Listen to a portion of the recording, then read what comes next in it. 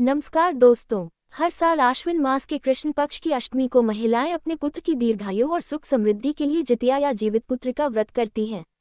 इस व्रत की खासियत है कि इसमें माताएं निर्जल उपवास रखती हैं और भगवान जीमूत वाहन शिव और माता पार्वती की पूजा करती हैं। आज हम आपको बताएंगे 2025 में जितिया व्रत कब है, नहाय खाए की तिथि, व्रत के नियम, पूजा विधि और पारण का सही समय। हेलो दोस्तों, आपका हमारे इस वृंदा कुंज चैनल में स्वागत है। माँ का व्रत सिर्फ एक परंपरा नहीं, बल्कि संतान के लिए उसकी ममता और आशीर्वाद का सबसे बड़ा प्रतीक है। कब है जितिया व्रत का नहाय खाया? जाने व्रत की तिथि, नियम और पारण समय। हर साल आश्विन मास के कृष्ण पक्ष की अष्टमी को जितिया व्रत रखा जाता है। आइए जानते हैं इस साल जितिया व्रत किस दिन रखा जाएगा। साथ ही जानेंगे नहाय खाए और पारण की सही तिथि क्या है। माना जाता है कि इस संसार में माँ के स्थान को कोई और नहीं ले सकता। बच्चों के प्रति माँ का प्यार सबसे अधिक होता है।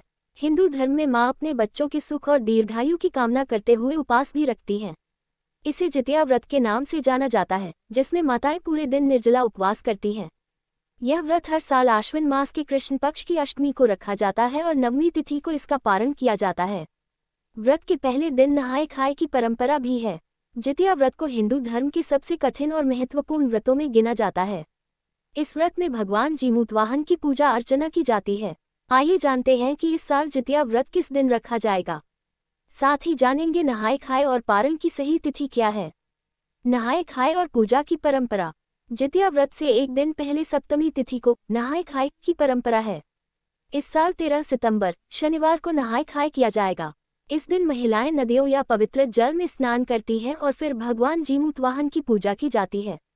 व्रत रखने का दिन। इस बार अष्टमी तिथि का प्रारंभ 14 सितंबर को 5:04 सुबह बजे होगा और इसका समापन 15 सितंबर को सुबह 3:06 बजे होगा। शास्त्रों में उदया तिथि का विशेष महत्व बताया गया है। इसी कारण माताएं 14 सितंबर को सूर्योदय से पहले कुछ खाकर पानी पीकर तैयार हो जाएंगी और फिर सूर्योदय से लेकर अगले दिन सूर्योदय तक निर्जला व्रत का पालन करेगी। व्रत का पारण। यह उपवास 15 सितंबर को पूरा होगा। उस दिन सुबह 3:06 बजे अष्टमी तिथि समाप्त होगी। इसके बाद महिलाएं स्नान करके तुलसी में जल अर्पित करके नियम अनुसार व्रत का पारण कर सकती हैं।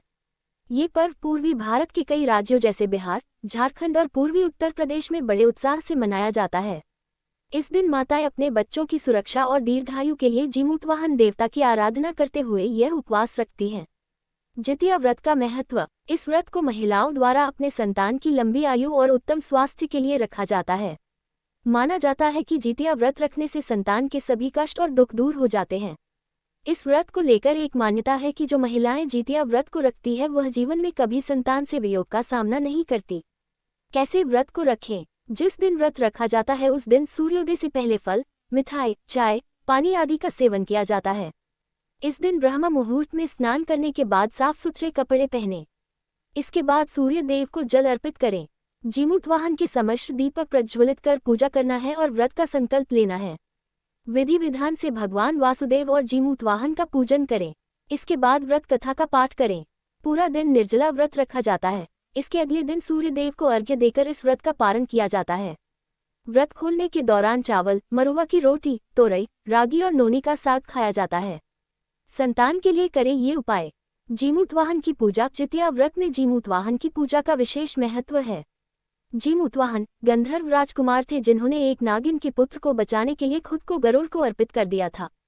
इनकी प्रतिमा बनाकर पूजा करने से संतान की रक्षा होती है और संतान प्राप्ति की मनोकामना पूरी होती है। पीपल के पेड़ की पूजा। इस दिन पीपल के पेड़ के नीचे पूजा करना बहुत शुभ माना जाता है। महिलाएं पीपल के पेड़ के नीचे बैठकर कथा सुनती हैं और पेड़ की परिक्रमा करती हैं। पीपल के पेड़ को ब्रह्मा, विष्णु और महेश का वास माना जाता है, जिससे सभी दुख दूर होते हैं। व्रत कथा का पाठ। जितिया व्रत के दिन इसकी व्रत कथा का पाठ करें या सुने। इस कथा में जीमूत वाहन की कहानी है। कथा सुनने से व्रत का पूरा फल मिलता है और सभी दुख दूर होते हैं। दान। व्रत के पारण के बाद गरीबों, जरूरतमंदों और ब्राह्मणों को भोजन और वस्त्रों का दान करें। ऐसा करने से शुभ फलों की प्राप्ति होती है और पितरों का आशीर्वाद मिलता है। भगवान शिव और पार्वती की पूजा। इस दिन भगवान शिव और देवी पार्वती की पूजा का भी बड़ा महत्व है। ऐसे में जितिया व्रत के दौरान उनका विधिवत अभिषेक करें और ऐसा करने से संतान प्राप्ति की मनोकामना पूरी होती है। तो दोस्तों, जितिया व्रत न सिर्फ माताओं की आस्था का प्रतीक है बल्कि यह संतान की लंबी उम्र और सुख समृद्धि का आशीर्वाद भी देता है। आप सभी इस व्रत को श्रद्धा और नियमों के साथ करें।